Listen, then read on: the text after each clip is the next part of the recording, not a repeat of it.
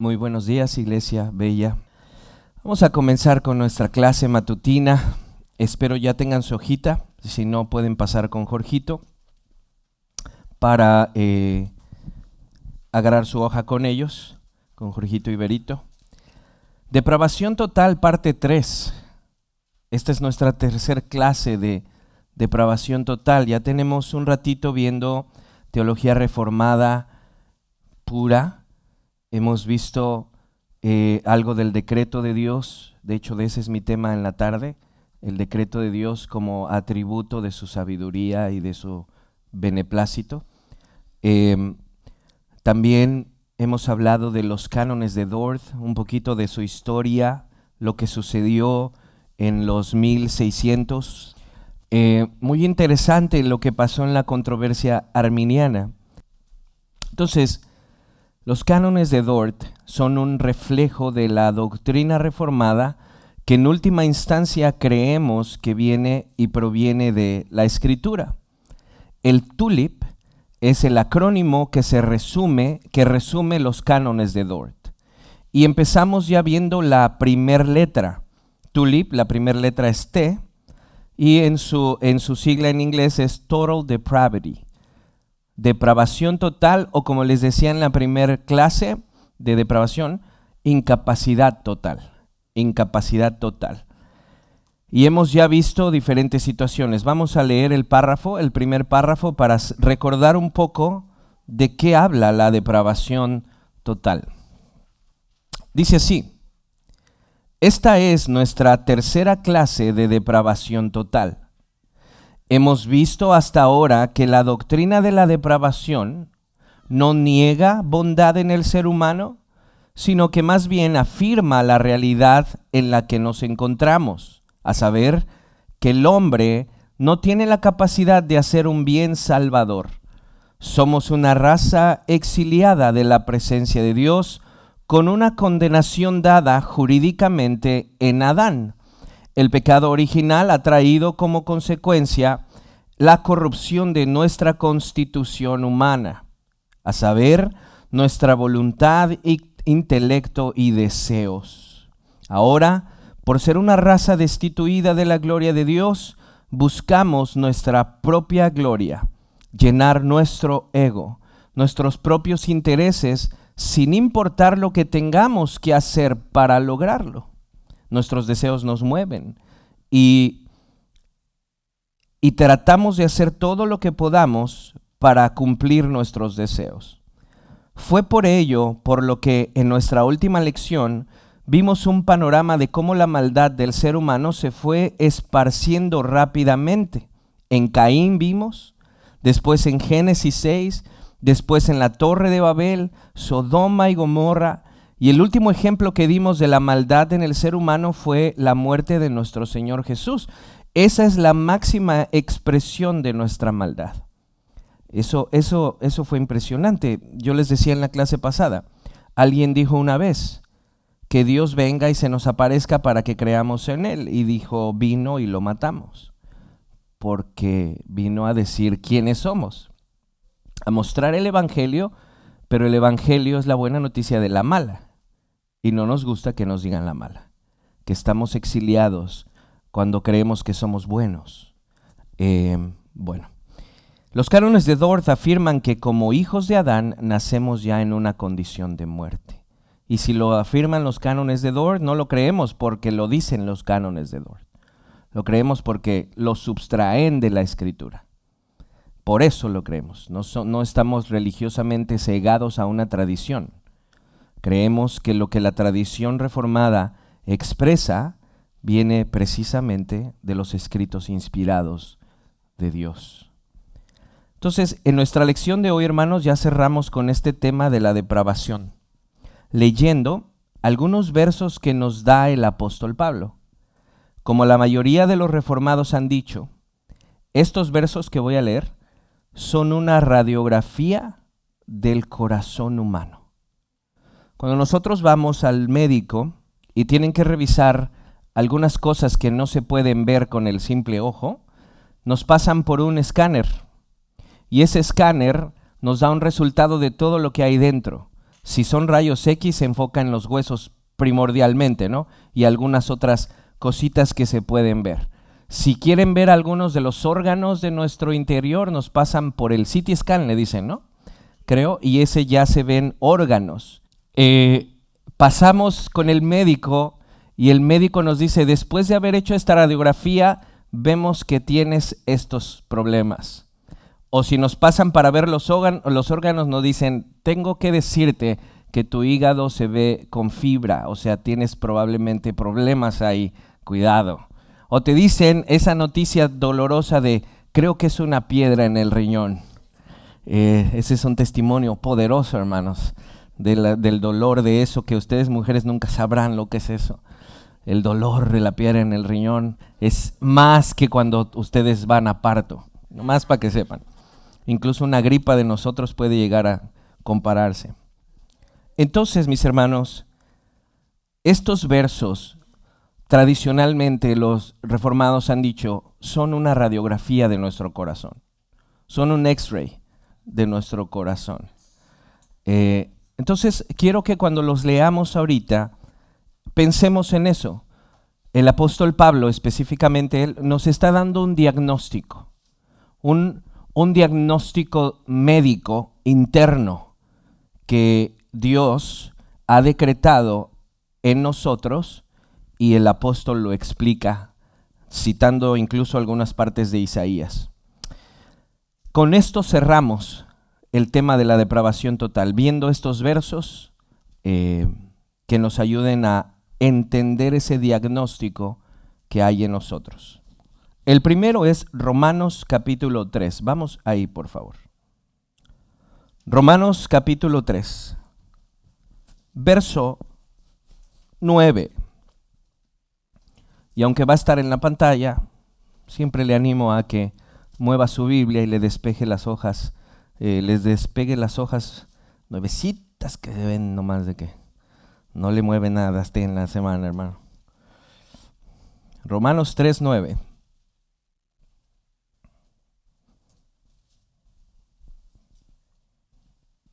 Entonces, ¿qué? Dice el apóstol. ¿Somos nosotros mejores que ellos? ¿A qué se refiere esa primera frase? Él está hablando con los judíos que estaban en Roma. Entonces él dice, nosotros como judíos, porque somos hijos de Abraham, ¿somos mejores que los gentiles? Esa es la pregunta. Entonces, ¿qué? ¿Somos nosotros mejores que ellos? De ninguna manera, dice Pablo. Porque ya hemos denunciado que tanto judíos como griegos están todos bajo pecado. Pongámosle una pausa. Los judíos, los que estuvieron en Romanos saben de lo que estamos hablando. Los judíos en el tiempo de Pablo y del Señor Jesús afirmaban que por el simple hecho de ser descendientes de Abraham tenían un pase directo al cielo. Y pensaban, como desafortunadamente algunos piensan, somos buenos. Esencialmente somos buenos y no necesitamos más que a nuestro padre Abraham y las cosas que ha dejado de la ley. Pablo, en los primeros capítulos, ataca esa idea de los judíos. No, todos estamos bajo una condenación porque somos hijos de Adán. Por eso afirmamos que lo que enseña los cánones de Dort viene de aquí. Cuando se dice que estamos bajo muerte y condenación, es porque la Escritura lo dice. Y creemos completamente que la Escritura es un libro sagrado, inspirado por Dios mismo, por el Espíritu de Dios, utilizando características de cada uno de los escritores. Entonces dice, tanto judíos como gentiles estamos bajo pecado. ¿Sí? Recuerda que Pablo nos está empezando a dar un diagnóstico de nuestro interior. Para que entendamos, hermanos, que bondad necesitamos, que cuando decimos bondad debemos de definir qué es eso y a qué nos referimos con bondad. Porque delante de los ojos de Dios, nuestras obras más buenas, como decía Isaías, son trapos inmundos, porque provienen de un hijo de Adán y porque en última instancia muchas veces detrás de ellos va mi ego. Mi ego. Entonces, este es el diagnóstico de la depravación total. Dice Pablo, ¿somos mejores que ellos? De ninguna manera. Continúo. Verso 10. Diagnóstico. Como está escrito, no hay justo, ni aún uno. No hay quien entienda. No hay quien busque a Dios. Pausemos ahí. Muchas personas han dicho, yo veo gente buscando a Dios. ¿Por qué dice Pablo que no hay gente buscando a Dios? Bueno, para eso está la teología. La teología sistematiza todo lo que la Escritura nos dice. Entonces, cuando nosotros ya entendemos estos temas, sabemos que si hay alguien buscando a Dios genuinamente, es porque Dios mismo ha trabajado en su corazón. Por otro lado, hay mucha gente buscando lo que Dios puede dar, no a Dios. Y de eso es que tenemos las iglesias llenas. Muchas veces. Vamos porque necesitamos el milagro, la transformación de mi matrimonio, que mis hijos vengan a Dios, etcétera. Y eso no es malo en sí mismo, porque obviamente buscamos la restauración. Pero muchas de las veces el enfoque de la búsqueda de Dios es lo que Él me puede ofrecer. Y si no me lo da, me retiro o me decepciono. O digo, ¿por qué Dios, si Él es poderoso, no me ha hecho este milagro de sanar a mi hijo? Entonces nos molestamos y nos damos cuenta que en última instancia sí buscábamos el beneficio, no tanto al Dios del beneficio. Entonces, cuando dice que no se busca a Dios, entendamos teológicamente a qué se refiere. Continúo. Diagnóstico del corazón. No hay quien entienda, no hay quien busque a Dios, todos se han desviado, a unas se hicieron inútiles. Voltea a ver, no, no es cierto. A unas se hicieron inútiles. No hay quien haga lo bueno, ¿sí? No hay quien haga lo bueno, y usted y yo vemos que hay personas que hacen algo bueno. Ahorita lo explicamos. No hay quien haga lo bueno, no hay ni siquiera uno. Verso 13, hermanos, es bastante enfático lo que el Señor dice a través de Pablo. Verso 13.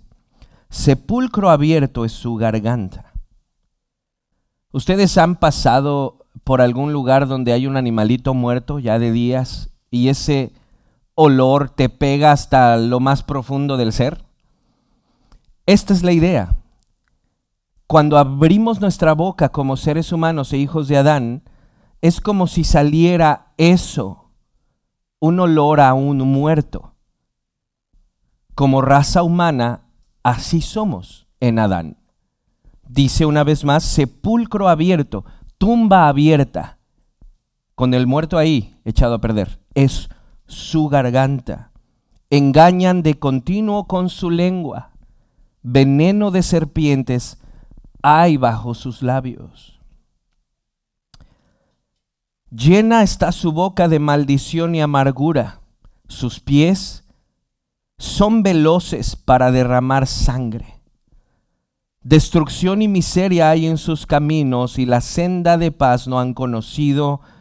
Y el verso 18 se puede tomar como el por qué somos todo lo que ha dicho, se resume en el verso 18.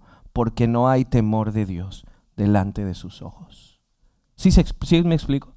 El verso 18 puede decir el por qué todo lo de arriba. Porque no hay temor de Dios. Y el temor de Dios es tener conciencia de que Él está presente en todo lugar, en todo momento.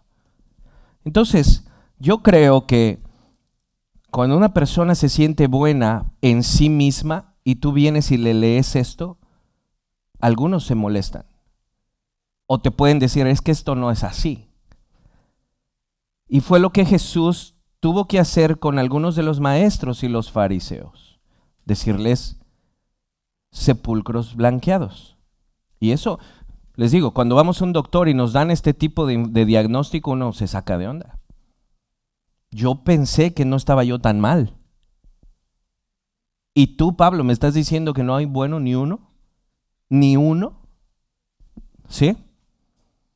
¿Por qué, hermanos? Otra vez, nuestro padre desobedeció a Dios y de cierta forma se puso de acuerdo con el chamuco para hacer una traición cósmica. Esta es la depravación total, hermanos. Que todo lo que hacemos, como estamos en Adán, en última instancia, termina siendo para nuestra propia gloria. Vean Romanos 5:12. Recordemos el diagnóstico que ha dado, es por esto que va a decir. Por tanto, tal como el pecado entró en el mundo, el pecado entró en el mundo por medio de un hombre, Adán. Y por medio del pecado la muerte, así también la muerte se extendió a todos los hombres, porque todos pecaron. Pero pecamos, repito, pecamos por nuestra misma naturaleza. Agustín, creo que sí era Agustín, decía, no somos pecadores porque pecamos, pecamos por lo que somos. Pecamos porque somos por naturaleza pecadores. Romanos 8:7. Romanos 8:7. La mente puesta en la carne es enemiga de Dios. La mente puesta en la carne, y recuerden que la carne es no mi cuerpo, sino la inclinación del pecado. La inclinación al pecado. La mente puesta en la carne es enemiga de Dios. Y vean lo que dice, porque no se sujeta a la ley de Dios, pero después dice, pues ni siquiera puede hacerlo. No se sujeta porque no quiere, pero también porque no puede. Por eso decimos, incapacidad total. Pero es una incapacidad, tía Mimi, no de víctimas, sino de personas que nos gusta estar en esta condición. Nos gusta ser el rey de nuestro trono y que no haya nadie por encima de nosotros. Entonces, la mente puesta en la carne, el corazón caído, el corazón de piedra, y recuerden que cuando hablamos de corazón, lo que preguntaba Iván, el corazón es aquello interno que mueve nuestros deseos, no nuestro órgano que bombea sangre en sí. El corazón es una referencia a nuestra alma, a lo que somos por dentro. Entonces, este corazón que está en la carne no puede ni quiere sujetarse a la ley de Dios. Verso 8, y los que están en la carne no pueden agradar a Dios. No pueden. Por eso es importante entender que a pesar de alguna buena obra que yo pueda hacer, si no he nacido de nuevo por medio del Espíritu Santo y Cristo me ha redimido en la cruz, no puedo agradar a Dios. Porque Dios, en una teología pactual, o ve a Adán en mí, o ve a Jesús en mí. Siempre estamos representados por Adán o por Jesús, y en Adán no puedo agradar a Dios. Pero ¿qué dice arriba?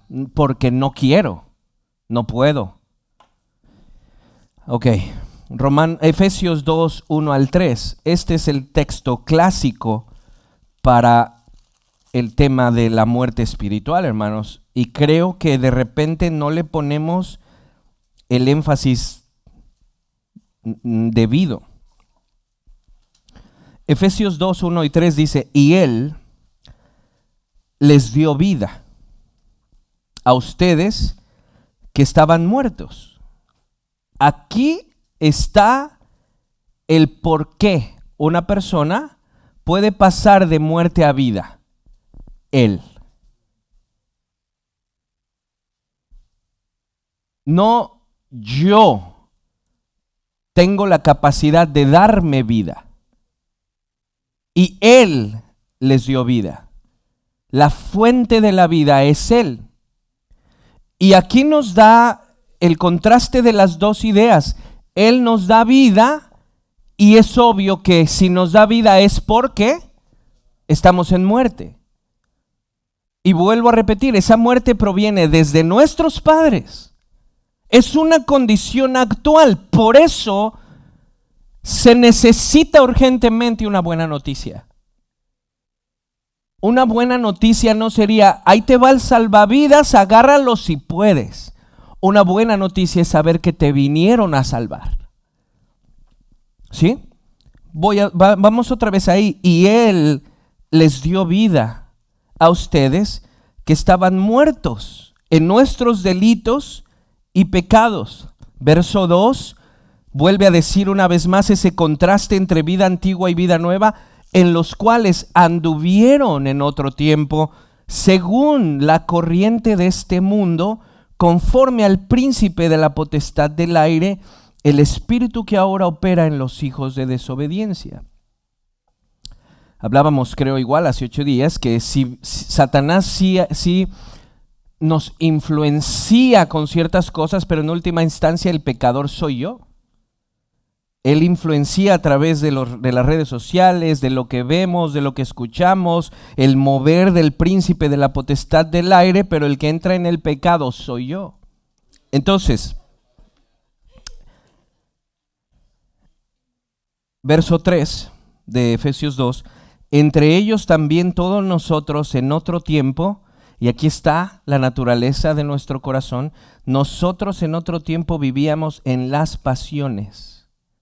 Ahí otra vez habla del corazón, lo que mueve mi interior. Las pasiones de nuestra carne, satisfaciendo los deseos de la carne en todo aspecto, hermano, y de la mente. Y éramos por naturaleza hijos de ira. Naturaleza, hijos de ira, lo mismo que los demás. ¿Se explica? Entonces, es lo que les digo. Aunque veamos ciertas buenas obras en nosotros, en última instancia, esas buenas obras satisfacen algún deseo personal.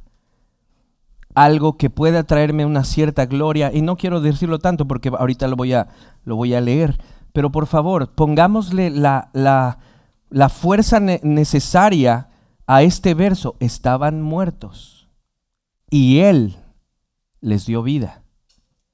Y andaban de cierta forma. ¿Cómo andábamos? Como hijos de Adán. Tal como Adán, así los hijos. Desobedientes, buscando su propio reino. Entonces, ¿qué sucede, tía Mimi?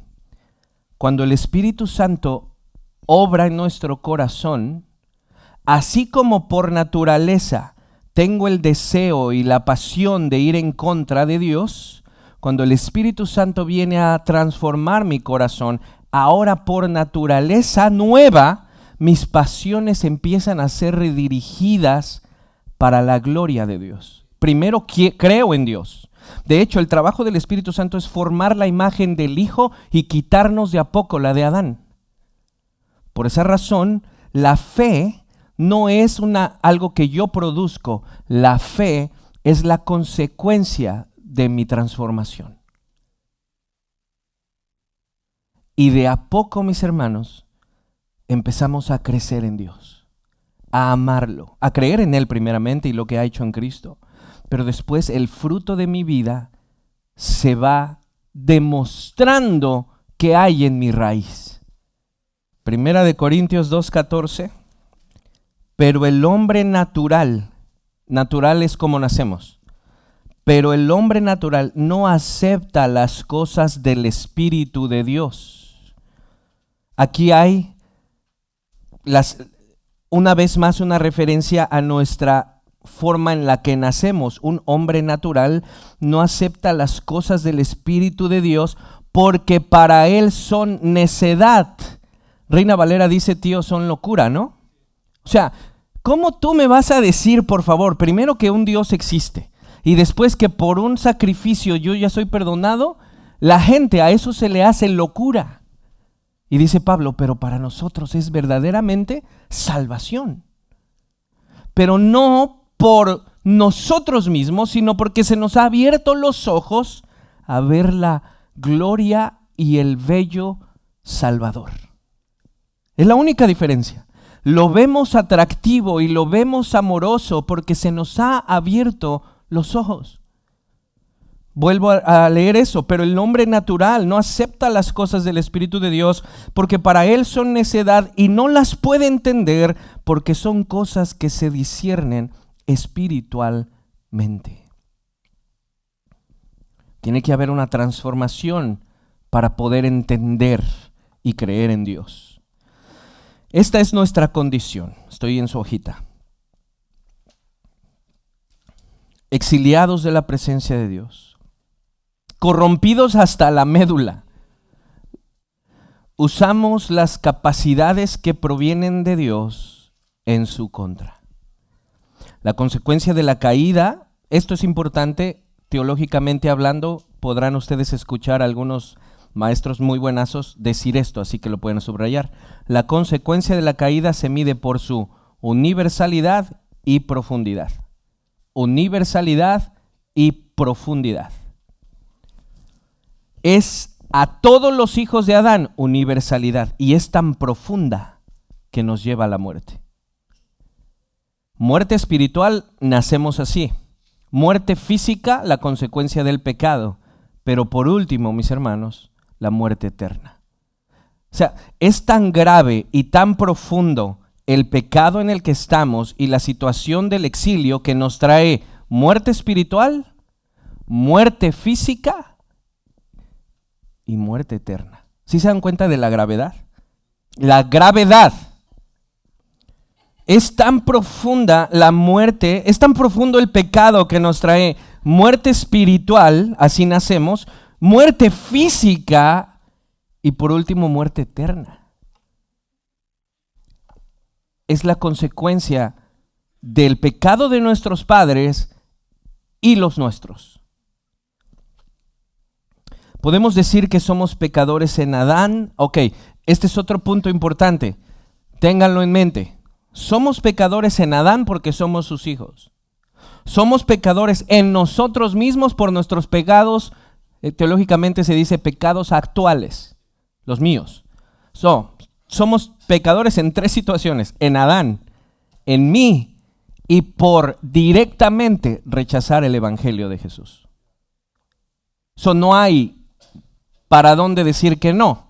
A lugares donde no se llegó el evangelio, de todos modos había pecado en Adán y había teología natural, que el hombre podría reconocer que hay un ser divino, pero no quiere. Somos pecadores en Adán, pero somos pecadores por lo que nosotros también cometemos. Y en un tercer punto, somos pecadores porque cuando se nos ha ofrecido el evangelio, lo hemos rechazado. Estamos mal. Para finalizar, recordemos que la doctrina de la depravación total no enseña que el hombre no pueda hacer buenas obras. Los hombres pueden. Y de hecho, a menudo vemos buenas obras en personas no creyentes, ¿a poco no? Por eso decía, cuando Pablo dice, no hay nadie que haga lo bueno, podríamos preguntarnos, ¿cómo que no? Si yo vi a mi pariente que lo hizo. Vemos en personas no creyentes que hacen obras buenas, pero debemos decir, esta es la aclaración, que en primer lugar, muchas de las veces la intención al hacer el bien es por un beneficio egoísta. Digo muchas de las veces. Lo hacemos para alimentar nuestro ego, para ser vistos, y así las personas aplaudan mi bondad. Pero no lo hacemos, cuando no eres creyente, no lo haces con el propósito de traerle gloria a Dios. Y es ahí uno de las más grandes deficiencias de nosotros. Queremos hacerlo para mí, no para Dios. Entonces, dice, lo hacemos para alimentar nuestro ego muchas veces, para ser vistos y así las personas aplaudan mi bondad, pero por otro lado, hermanos, debemos decir que en última instancia, todo bien que podamos hacer proviene de Dios y no de nuestro corazón en sí. Veamos lo que dice el Señor en Génesis 20 del 1 al 6. Génesis 20 del 1 al 6.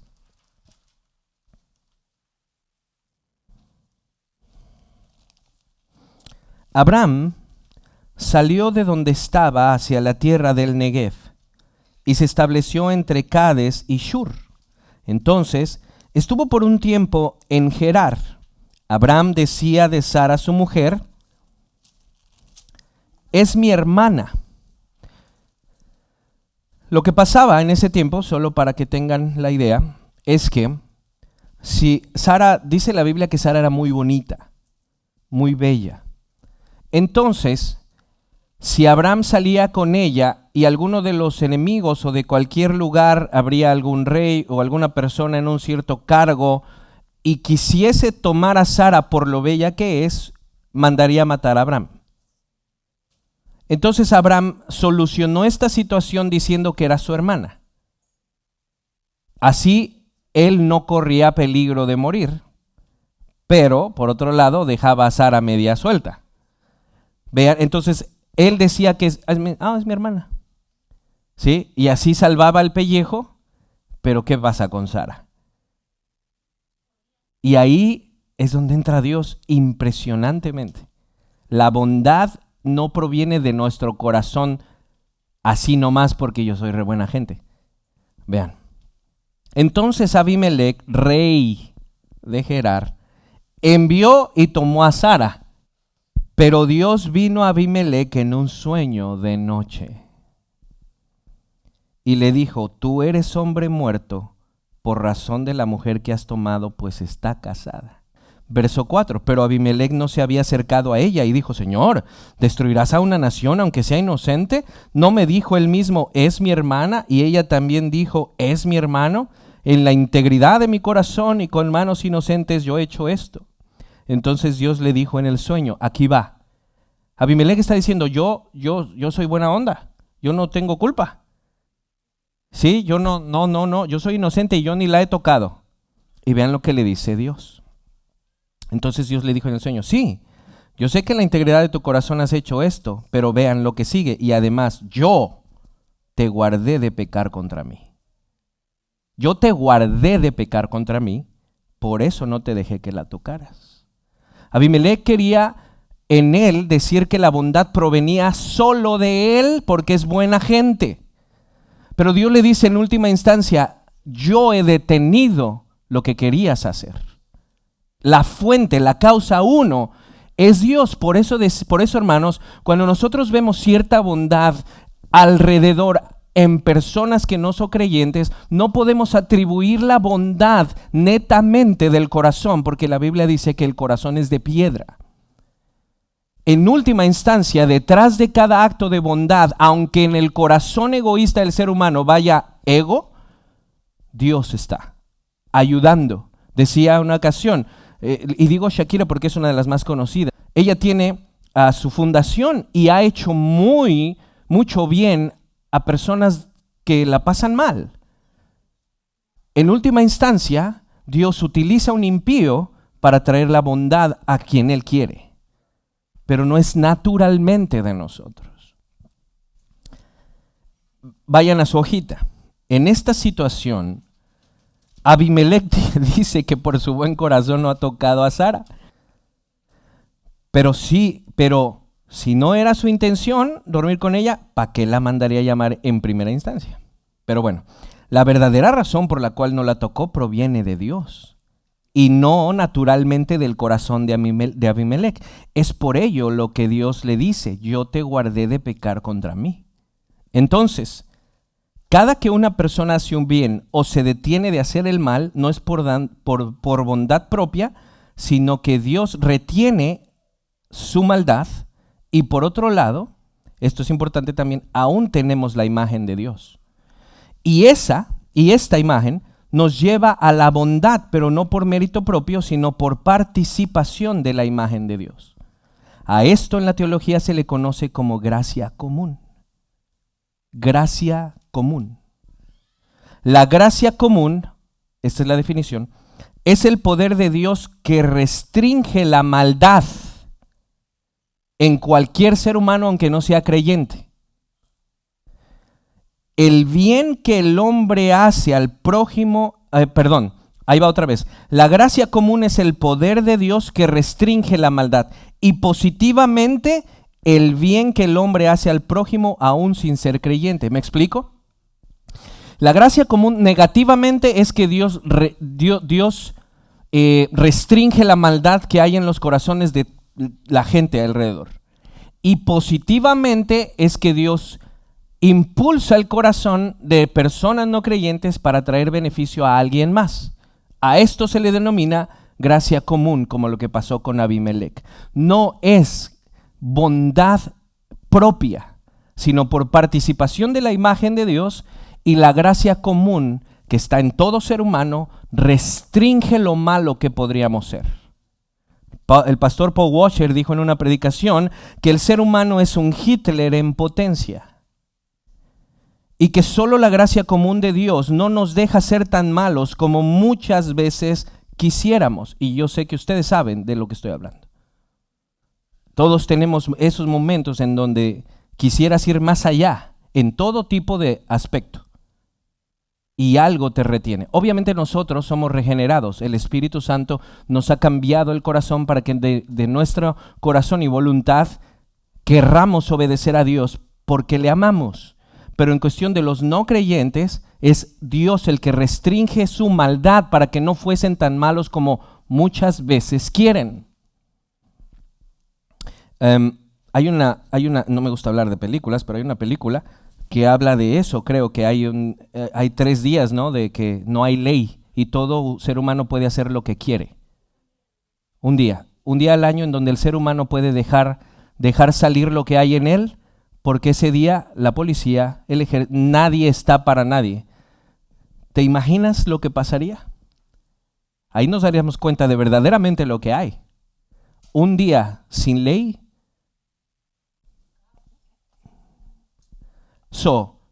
Lo que detiene no solamente es el ejército y la policía que Dios mismo instituyó. Por eso dice Romanos que Él ha instituido las autoridades para que traigan la espada para todo aquel que no está bien.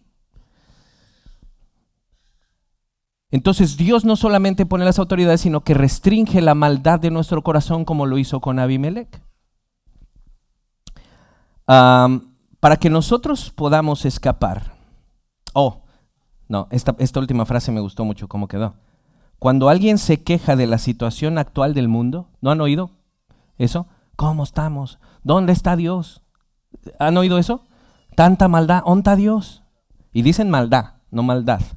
Tanta maldad, ¿dónde está Dios?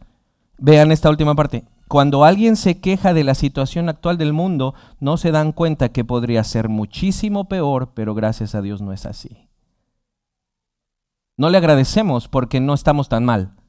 Al contrario, pasa algo mal, ¿dónde está Dios?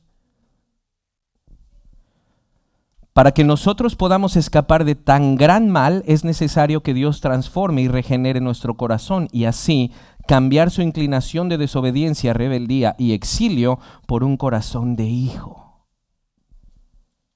En la economía de la redención, ya saben qué es eso, ese es precisamente el trabajo del precioso Espíritu Santo, regenerarnos y transformarnos a la imagen del Hijo.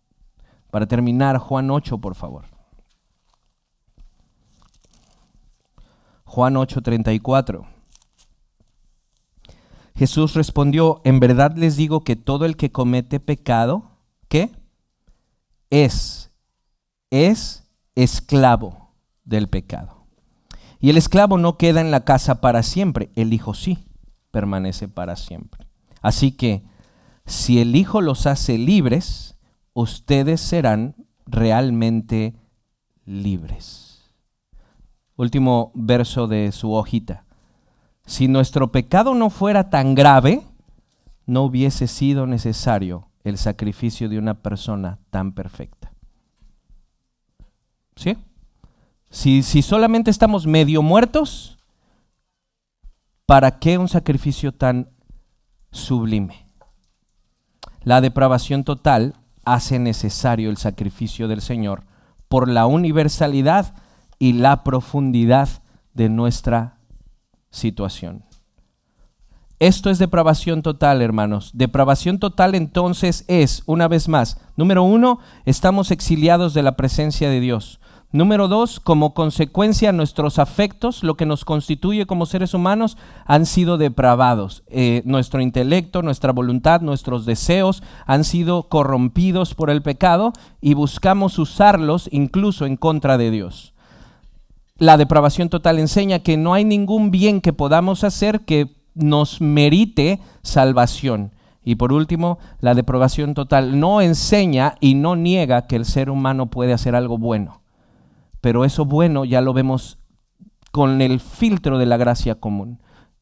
Negativamente la gracia común restringe la maldad, positivamente pone en el corazón ayudar a alguien, aunque no sea creyente, que no proviene del corazón en sí, sino por la participación de la imagen de Dios en nosotros. Eso es la depravación total. Fueron 3 clases. Si Dios nos permite vida, tocaremos Unconditional Election. Vamos a tomar un descanso.